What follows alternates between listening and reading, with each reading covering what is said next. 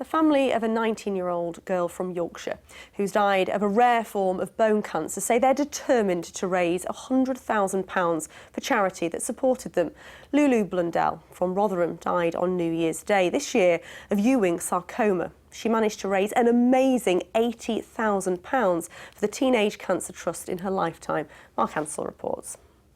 The overriding thing about her is her smile. She would always have a smile and be able to laugh. And I think in the latter periods where we were caring for her at home, we laughed about a lot of things that people might find really very odd. But the level of trust, I suppose, and the level of our relationships was such that it was okay. Lulu Blundell was originally diagnosed with a rare form of bone cancer aged 15 and had to have a leg amputated. She was determined to fundraise for the Teenage Cancer Trust, whose staff supported her at hospitals in Sheffield. When she was re-diagnosed with Ewing's sarcoma last year, Lulu called the charity to say she wanted to raise even more money for them and staged a 5-kilometre run in Sheffield.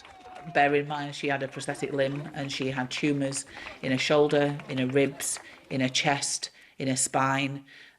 She managed to finish 5K and it was a hugely emotional experience. In total, Lulu raised a staggering £80,000 for the charity. The impact that Teenage Cancer Trust had on Lulu was that no matter what she was going through, what she wanted to do was give back to other young people. Somewhere in Sheffield today, right now, there will be a young person, a teenager, and their parents sitting in the car waiting to go into the hospital to be told they've got cancer. Teenage Cancer Trust is around a young person never being alone with that. We're going to have a moment's applause to remember Lulu and to celebrate how she lived her life. Lulu was a huge rugby fan and worked for Newcastle Falcons while at university in the city. She made the most of life and her family wants to encourage people to do the same.